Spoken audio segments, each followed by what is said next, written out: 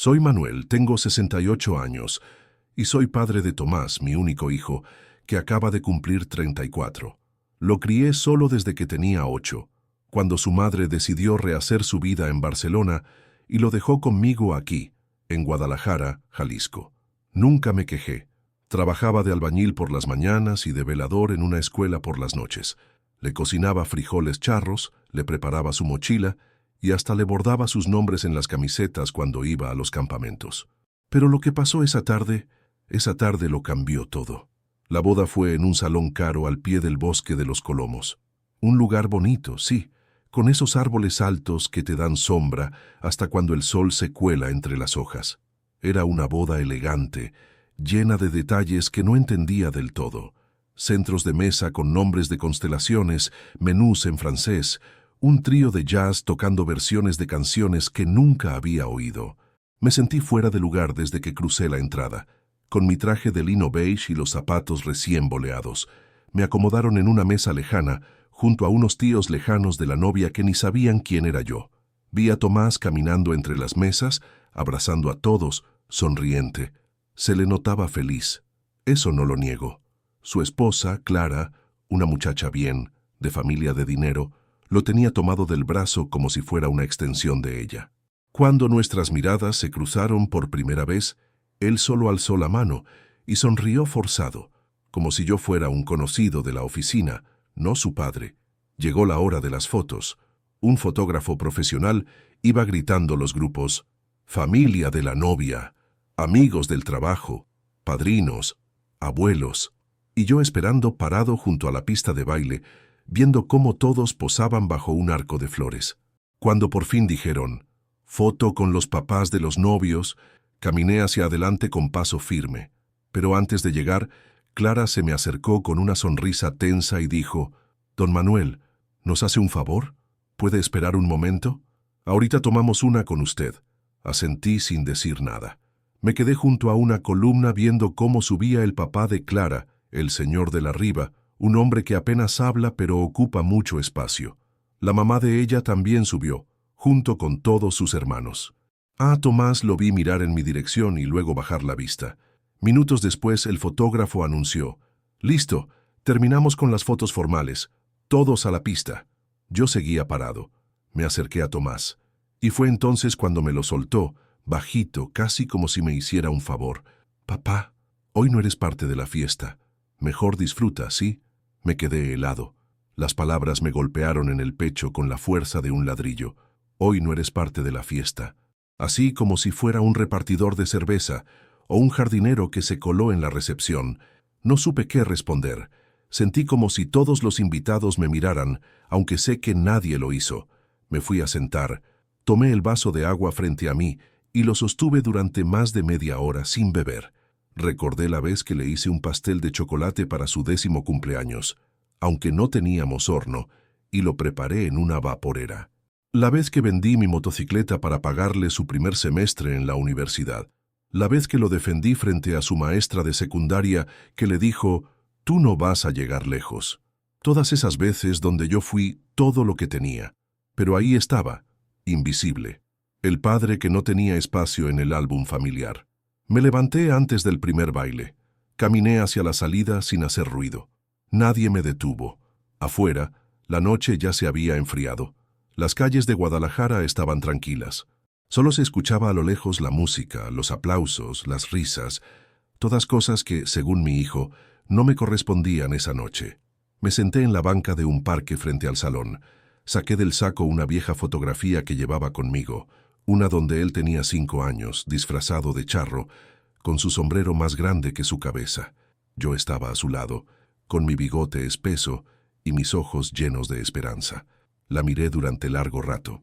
Y ahí bajo el cielo tapatío, con olor a jacarandas secas y el viento agitando las ramas, supe que algo dentro de mí se había roto. Y lo que se rompe, o se repara, o se entierra. Pero yo no estaba listo para enterrar nada todavía. Esa noche volví a casa caminando. Sí, aunque era lejos. Me bajé del taxi en San Juan de Dios, con tal de no seguir sintiendo el olor del perfume caro que usaban en la boda. Caminé entre los puestos cerrados, bajo los faroles naranjas que chispeaban con los cables mal conectados, Pasé frente a una taquería donde Tomás y yo solíamos cenar los viernes cuando era niño. En esa época, lo único que le importaba era que el trompo tuviera piña. Ahora lo único que le importa es su imagen. Al llegar a casa, abrí la puerta despacio. El rechinido de las bisagras me sonó como un lamento. El aire olía a humedad y a soledad. Encendí la luz de la sala y vi mi reflejo en el espejo del pasillo. Ese espejo fue un regalo de mi madre cuando me mudé aquí, hace más de 30 años. Me miré, el traje de lino arrugado, el nudo de la corbata deshecho, los ojos cansados. Vi a un hombre que no reconocía del todo. Me senté en el sillón con una cobija encima, como cuando me enfermaba en invierno y Tomás me traía té de canela. Cerré los ojos y los recuerdos empezaron a desfilar como una procesión de fantasmas. Recordé la primera vez que Tomás se rompió la frente, corriendo en el patio de la primaria. Yo dejé la mezcla tirada en la obra y salí volando en mi bicicleta hasta el hospital. Me regañaron, sí, pero no me importó. Él tenía la frente abierta y gritaba, ¡Papá!, como si yo pudiera curarlo solo con abrazarlo. Recordé también la Navidad, en la que su madre mandó un mensaje diciendo que no vendría. Él tenía 12 años y me dijo que no quería abrir regalos. Me encerré en el baño para llorar, pero antes preparé un pozole rojo como le gustaba, con mucho orégano y rábanos. Al final, terminamos comiendo viendo películas de Pedro Infante. Se rió tanto que yo sentí que valía la pena seguir adelante, pero también recordé mis errores. Hubo un tiempo, cuando Tomás era adolescente, que trabajaba tanto que casi no lo veía.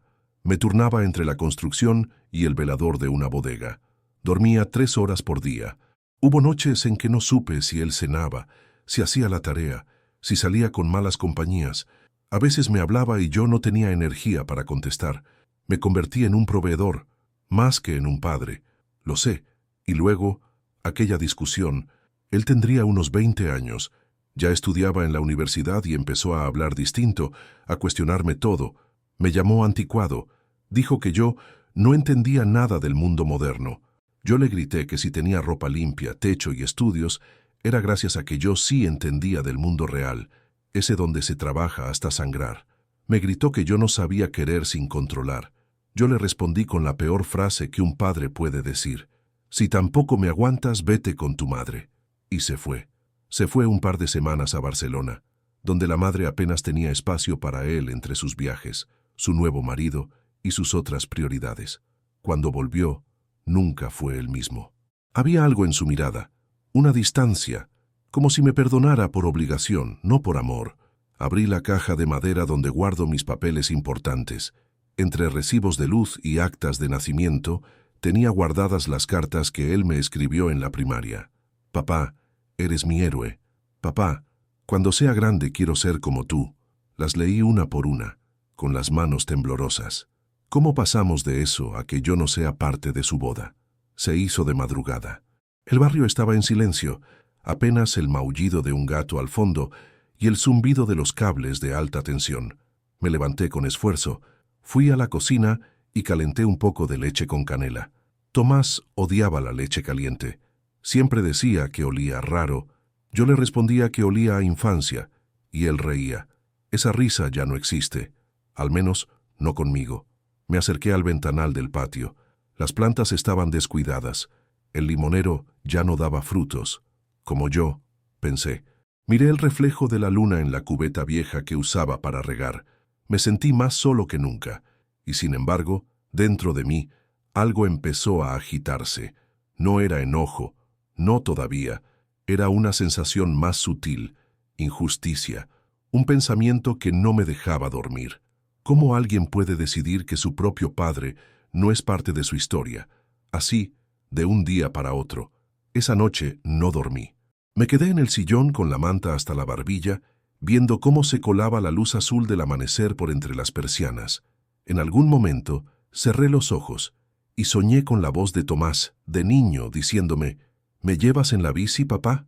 Al despertar, supe que tenía que hacer algo, no por venganza, no por orgullo, sino para recuperar mi lugar en esta historia. A la mañana siguiente, me levanté temprano, aunque no hubiera dormido bien. El cuerpo ya está acostumbrado. Después de tantos años de despertarme a las 5 para ganarme la vida, me preparé un café de olla, con canela y piloncillo, como lo hacía mi madre. El aroma llenó la cocina, y por un momento me sentí acompañado. Me senté en la mesa de madera, la misma donde Tomás hacía sus tareas, y decidí marcarle a mi hermana Lupe. Lupe siempre ha sido mi brújula cuando el alma se me tuerce. Vive en Tlaquepaque, en una casa con patio lleno de macetas, cazuelas colgadas en las paredes y olor constante a guisos. Es viuda, fuerte, directa y con una memoria que da miedo.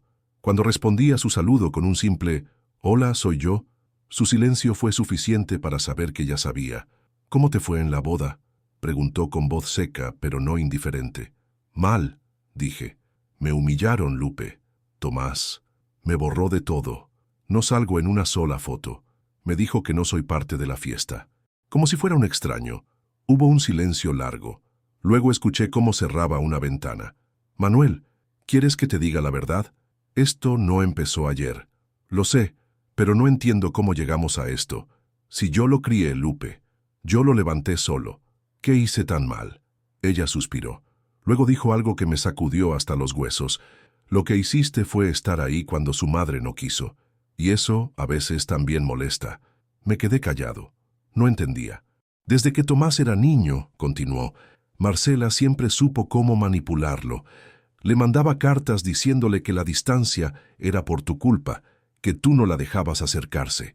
Recuerdo que una vez vino a buscarlo con su nuevo esposo, ¿te acuerdas? Y tú no la dejaste pasar. Porque vino sin avisar con ese tipo que ni conocía, como si fuera una visita del INEGI. No iba a permitir que lo confundieran más. Lo sé, pero Tomás no lo entendía. Él solo veía a su madre llorando detrás de la reja. Y tú con el ceño fruncido. Eso dejó huella, Manuel. Me llevé la mano a la frente. Tenía razón. Siempre creí que lo protegía. Pero tal vez, desde sus ojos de niño, parecía que lo alejaba de algo que él también necesitaba. La memoria es traicionera, y los recuerdos que se clavan en la niñez no se borran fácil. Lupe continuó. Después, cuando él empezó a estudiar, ¿te acuerdas que lo ayudé a hacer sus trámites de beca? Me contó que le daba pena hablar de ti porque sus amigos tenían papás más modernos. Decía que tú no entendías nada de lo que él vivía. Yo le dije que eso no importaba, que tú habías dado todo por él, pero ya tenía esa semilla adentro. Me dolió, como si me rasgaran por dentro, porque uno no se da cuenta de cuánto daño puede hacer el silencio de los años. ¿Y Clara?, pregunté con voz baja. ¿Tú crees que también tiene algo que ver? Lupe dudó un momento. Es lista, y sabe lo que representa cada pieza en la vida de Tomás. Cuando lo conocí, noté cómo lo guiaba en todo. La ropa que usaba, lo que decía, lo que comía. Me recordó a esas señoras que pintan su casa de blanco y no dejan que sus hijos se sienten en los sillones. Todo por estética. Tú, hermano, no combinas con su cuadro. La frase me dolió más de lo que debería. No combinas con su cuadro. Era eso. Yo era la mancha que no quedaba bien en su nueva vida. Lupe me invitó a almorzar ese domingo. Fui. Me preparó birria, como en los viejos tiempos, con tortillas recién hechas y cebolla morada curtida.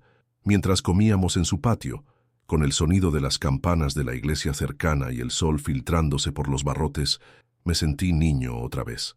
Le hablé más de lo que había sentido en la boda. Le confesé el nudo que llevaba en el pecho desde hacía años, y ella me escuchó sin interrumpir. «¿Y qué vas a hacer?», me preguntó al final. «¿Lo vas a confrontar?». Negué con la cabeza. «No, al menos no todavía. Quiero entender algo primero». «¿El qué?». «Si todavía tengo un lugar en su vida, o si solo tengo un lugar en mi recuerdo de él».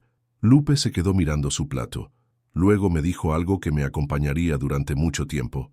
«No permitas que los demás decidan dónde termina tu historia. Si te excluyen de sus fotos, haz tu propio álbum». Al volver a casa esa tarde me sentí distinto. No mejor, pero sí más despierto. Empecé a sacar cajas viejas, fotos, dibujos, boletos de cine, cartas, recibos, todo lo que había guardado durante años de paternidad. Me di cuenta de que, aunque ellos me quisieran invisible, yo tenía pruebas de que existí, de que fui importante, de que fui padre. Esa noche, antes de dormir, escribí algo en una hoja de libreta. No voy a mendigar mi lugar, pero tampoco voy a permitir que me borren sin luchar. Y con esa decisión en el pecho, cerré los ojos. La historia apenas empezaba.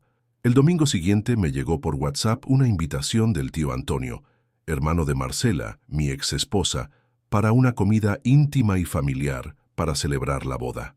El mensaje terminaba con un «Esperamos contar contigo, Manu». Dudé. No tenía ganas de ver sonrisas falsas ni discursos hipócritas, pero algo en mí quería estar allí, no por ellos, por mí, porque no me iban a borrar tan fácil.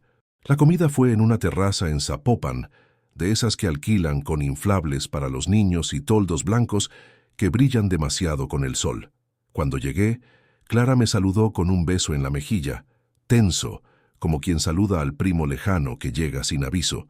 Tomás ni se acercó al principio.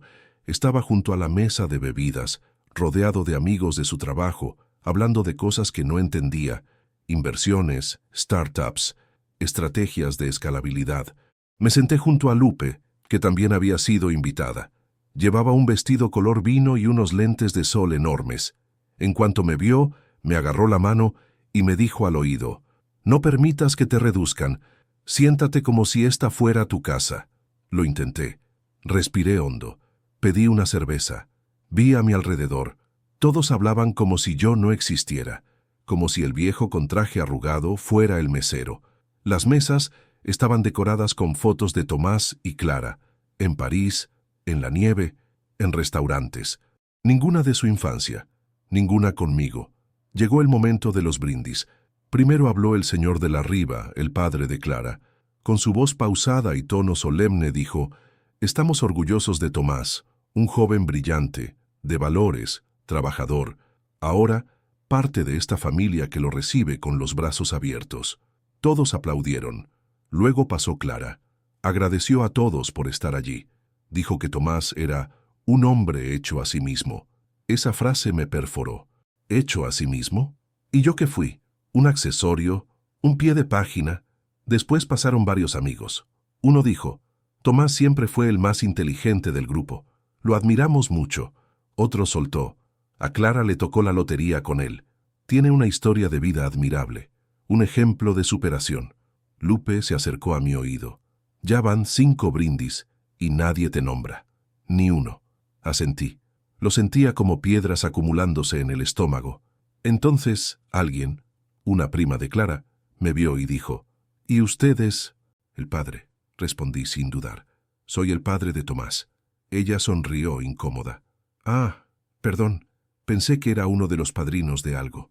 Me levanté y caminé hacia el baño. En el pasillo me encontré con Tomás. «¿Todo bien, papá?» Me contuve. Le respondí con voz neutra. «Sí, solo necesitaba aire. Bonitos brindis». «Sí, ¿verdad?» Estuvo emotivo. «Sobre todo lo de que te hiciste solo». Le solté mirándolo fijo. «Admirable cómo borras 30 años en 3 palabras». Se quedó callado. Miró hacia los costados, nervioso. «Papá, no es eso. Es que la gente no entiende la historia completa, y este día es para celebrar, no para sacar cosas del pasado». «¿El pasado?», le respondí. «Ese pasado te mantuvo de pie cuando no tenías nada. Ese pasado fue el que trabajó de noche y de día para que tú estés aquí, ahora, brindando con palabras prestadas». Tomás tragó saliva. No dijo nada. Me apartó el hombro con suavidad y volvió con su grupo. Yo me quedé solo. Regresé a la mesa. Lupe me miró esperando alguna señal. Solo le dije, «Creo que terminé mi turno aquí». «¿Ya te vas?» «Sí, ya me fui hace rato, no más que mi cuerpo no lo sabía». Ella me abrazó fuerte. Luego me dio un papelito arrugado. Era una cita de un poema que solíamos leer de niños. Nadie recuerda al que encendió la primera lámpara, pero sin él todos seguirían en la oscuridad. Salí de la terraza sin saludar a nadie. Caminé por la calle empedrada sintiendo que el aire estaba más frío de lo normal, como si hasta el clima supiera que me habían empujado fuera de una historia que yo ayudé a construir. En el camino a casa, pasé frente a una papelería. Compré un cuaderno nuevo, de pasta dura, color negro. Al llegar, lo coloqué sobre la mesa y en la primera página escribí «El álbum que no fue». Luego pegué una vieja foto mía con Tomás, tomada frente al Hospicio Cabañas. Él tenía 11 años. Yo aún tenía el cabello negro. Sonreíamos. No sabía aún qué iba a hacer con ese cuaderno. Pero sí sabía algo. Si ellos querían escribir la historia sin mí, entonces yo iba a escribir la mía. Completa. Con errores, con gloria, con tristeza, con ternura. Porque mi nombre puede no haber estado en los brindis, pero estaba en cada paso que Tomás dio en su vida, aunque él ya no lo recordara. Pasaron 3 días desde aquella comida sin nombre. Digo, sin nombre, porque así me sentí, como un paréntesis. Pero esos 3 días bastaron para que algo dentro de mí comenzara a transformarse. Lo que al principio era tristeza, se convirtió en algo más denso. No era rabia, pero sí una necesidad urgente de recuperar mi historia, de ocupar el espacio que durante años me gané y que ahora me habían arrancado como si fuera basura vieja. Empecé por abrir el armario del cuarto de Tomás. Todavía conservaba varias cosas suyas, aunque él ya no vivía allí desde hacía más de 7 años. Ropa que no quiso llevarse, libros de secundaria, un balón desinflado, un estuche de guitarra. También estaba su álbum de bautizo, envuelto en una tela de manta. Lo abrí. En la portada una foto en sepia de él en mis brazos, envuelto en un rebozo azul. Sonreía con esa inocencia que solo los bebés tienen. Seguí hojeando el álbum. Ahí estaba la primera Navidad, su uniforme de kinder, sus dibujos torcidos de dinosaurios y robots, con letras chuecas que decían, «Papá, te amo».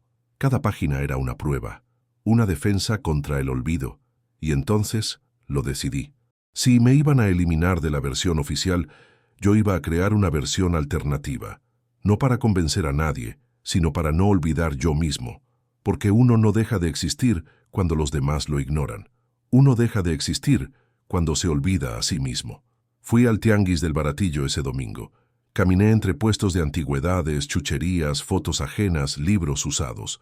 Encontré una cámara análoga, una Minolta de los años 80, con el lente aún en buen estado. El vendedor, un señor de barba blanca, me dijo, «Es buena para capturar lo que ya no se ve con el celular. Lo invisible». La compré. También me llevé una libreta grande, de esas con hojas gruesas, casi como cartón, y una pluma fuente con tinta azul. Mi intención era clara, reconstruir mi historia con Tomás desde mis ojos, mi versión, mis recuerdos, mi voz.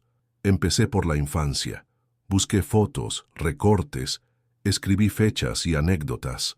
Como aquella vez que se enfermó de varicela y le hice un castillo de sábanas en la sala para que no se sintiera solo, o cuando lloró porque no quería que su maestra de 4º año supiera que su mamá no vivía con él. En cada página pegaba una imagen, una carta, una entrada de cine y al lado escribía una nota. Como esta, Tomás, ese día caminamos bajo la lluvia desde el zoológico hasta el tren ligero porque no teníamos para taxi. Te enojaste, te mojaste, te reíste. Dijiste que fue tu mejor cumpleaños. Y yo pensé, ojalá lo recuerdes siempre. Ahora veo que no, pero yo sí. Llenar ese álbum fue un proceso doloroso y hermoso. Me obligó a mirar hacia atrás sin mentirme, a aceptar mis fallas, pero también a honrar mis aciertos. A veces me descubría llorando mientras escribía. Otras veces me reía solo, recordando cosas que creía haber olvidado, como cuando le inventé una canción para que se aprendiera las tablas de multiplicar, o cuando fuimos al estadio por primera vez y me preguntó si el árbitro era el malo de la película. Una noche, mientras recortaba una fotografía vieja donde salíamos en un paseo a Tapalpa, escuché la radio que tenía de fondo. El locutor hablaba de la importancia de contar nuestras historias. Dijo, «Si no las contamos, otros lo harán por nosotros, y no siempre con justicia».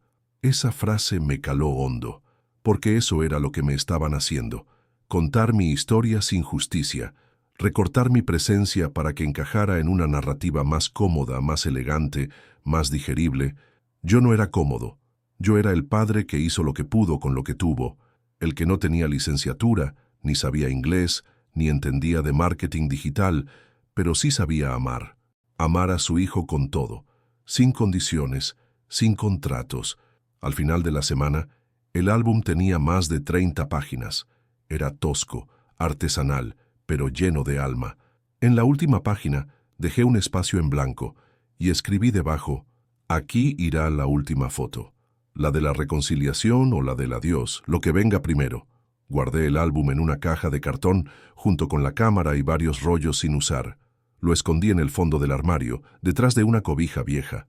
Y me senté frente a la mesa de la cocina, donde el café ya se había enfriado. Sabía que no bastaba con documentar el pasado, que tarde o temprano iba a tener que enfrentar el presente. Y fue entonces cuando me surgió una idea. No podía obligarlos a incluirme en su historia, pero podía hacer que supieran que yo tenía una que no pensaba callar, una que merecía ser vista, escuchada, respetada. Esa noche tomé el teléfono y marqué un número que tenía guardado hacía años, pero nunca había usado. El de Clara. Sonó 3 veces. ¿Bueno? Hola, Clara. Soy Manuel. Silencio. ¿Todo bien? Preguntó incómoda. Necesito que vengan a cenar. Tú y Tomás. Aquí en casa. Esta semana. ¿Cenar? Sí. Solo una vez. No para discutir. No para reclamar. Solo para mostrarles algo. Después pueden irse y nunca volver si así lo deciden.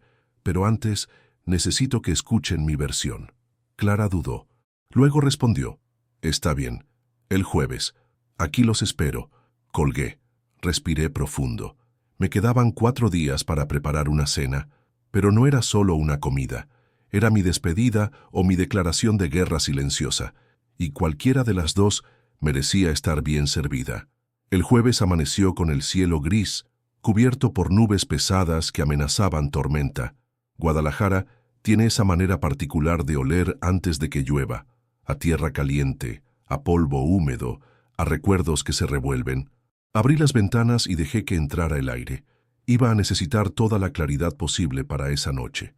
Pasé el día preparando la casa, no de manera exagerada, sino con el cariño que siempre puse en las cosas importantes. Sacudí los muebles, barrí el patio, colgué en la sala una manta tejida que mi madre nos dejó. Fui al mercado de San Juan de Dios a comprar los ingredientes: carne para birria, tortillas frescas, chiles, cebollas, rábanos, limones. También traje jamaica para preparar agua y, como postre, un flan casero con caramelo, como el que le hacía a Tomás cuando era niño. Cada paso en la cocina fue como un conjuro: cortar, hervir, sazonar, probar. No cocinaba así desde su cumpleaños número 15, cuando le hice una comida solo para nosotros dos porque sus amigos no fueron. Esa vez me dijo: «Papá, con tu birria ya no necesito regalos». Tenía los ojos grandes, brillosos, sinceros. A las 7 en punto, tocaron la puerta. Era Clara. Elegante, como siempre, con un vestido azul sobrio y una expresión neutral. Tomás venía detrás un poco incómodo, con una botella de vino en la mano. «Buenas noches, papá». «Pasen», dije sin más. Los invité a sentarse a la mesa. Había puesto 3 platos, velas pequeñas y un florero con bugambilias del jardín. Sirvió como recordatorio. Esta también era su casa, aunque la hubieran olvidado. Tomás olió el guiso. «¿Birria?» «Sí», respondí. «Como la que comíamos los domingos». Clara sonrió un poco forzada. «Huele auténtica». La palabra me pareció un insulto disfrazado, pero no dije nada. Serví los platos, llené los vasos y nos sentamos. Durante los primeros minutos reinó el silencio. Solo se oían los cubiertos, el crujir de las tortillas, el leve golpeteo de la lluvia comenzando a caer. «Está muy buena, papá», dijo Tomás, sin levantar la vista. «Gracias». Clara se aclaró la garganta. «Manuel, ¿nos querías mostrar algo?» Asentí. Me levanté, fui al cuarto y volví con la caja donde guardaba el álbum. Lo puse sobre la mesa. La tapa de cuero negro brillaba con la luz tenue. «Esto», dije, «quiero que lo vean, no para convencerlos, solo para que entiendan». Tomás frunció el ceño, curioso. Abrió la primera página y se encontró con la foto del Hospicio Cabañas, él a los 11 años, con una paleta azul en la mano. A su lado, yo, con cara de orgullo. Clara se inclinó hacia él. Empezaron a pasar las páginas. Había cartas, dibujos, entradas de cine, fotos de cumpleaños, notas escritas a mano. Ese día no teníamos para el regalo que querías, pero hicimos una piñata de periódico. Dijiste que fue la mejor fiesta de tu vida. Cuando lloraste porque tu mamá no llegó, dormimos juntos en el sillón. Dijiste que mientras yo estuviera, no ibas a tener miedo. La lluvia afuera golpeaba ya con fuerza. Los truenos marcaban pausas entre cada página. Clara bajó la vista. Tomás tragó saliva. «No sabía que tenías todo esto», dijo él con voz temblorosa. «Lo guardé porque pensé que algún día te iba a hacer falta recordar. A veces, cuando uno crece, se le olvida de dónde viene.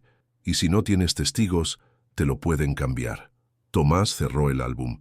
Lo sostuvo con ambas manos. No me miraba a los ojos. «Papá, yo no quiero disculpas», lo interrumpí, «ni excusas. Solo quiero que sepas que estuve, que fui, que soy. Aunque no esté en las fotos, estuve en todo». Silencio. Clara intentó decir algo, pero no le salieron palabras. El flan temblaba en su plato sin tocar. «¿Y ahora qué?», preguntó Tomás como un niño otra vez. «Ahora nada», respondí. «Si decides que no encajo en tu nueva vida, lo entiendo. Pero yo ya no voy a mendigar un lugar. Y tampoco me voy a esconder. No más». Me levanté, caminé hacia la estufa y tomé una pequeña caja envuelta en papel de estraza. La puse frente a él. «¿Qué es?» «Un regalo. La última cosa que tenía guardada para ti».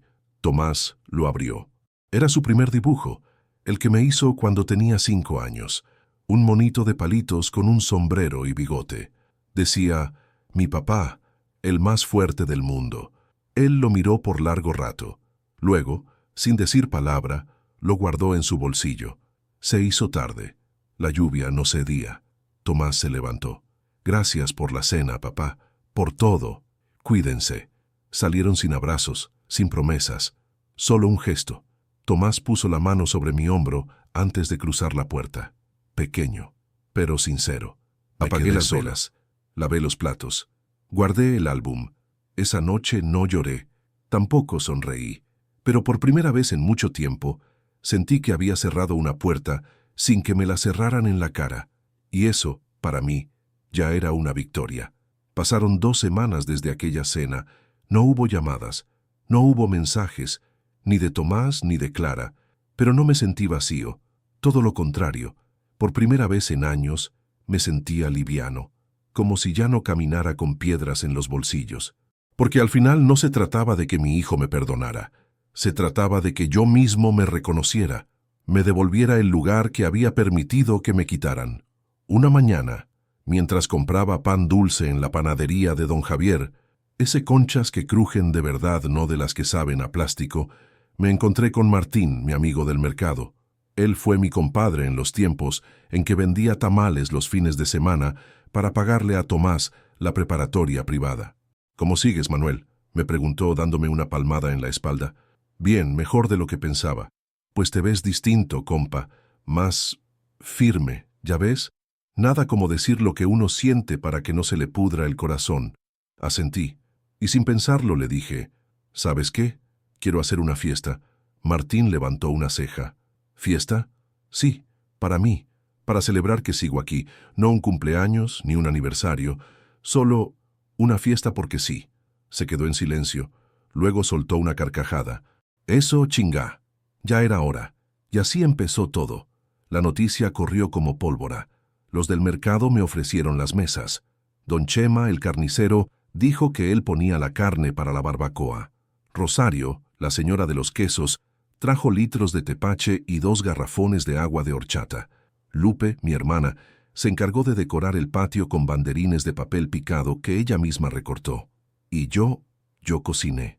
Con gusto, con amor, con esa pasión que uno solo tiene cuando cocina para agradecer. Invité a todos los que habían estado ahí durante los años difíciles, vecinos, amigos, compadres, incluso a algunos exalumnos de la escuela donde fui velador. Nadie me preguntó el motivo. Solo dijeron: «Ya era hora, don Manuel». Y llegó el día. El patio estaba lleno. Se escuchaba música de Pedro Infante mezclada con risas y el sonido de los vasos brindando. Los niños corrían con globos. La comida humeaba sobre las mesas. El sol caía dorado sobre los tejados. Era una tarde perfecta. Y no era una fiesta elegante. No tenía fotógrafos, ni fuegos artificiales, ni centros de mesa con nombres de constelaciones. Pero tenía algo más valioso: verdad, comunidad, historia.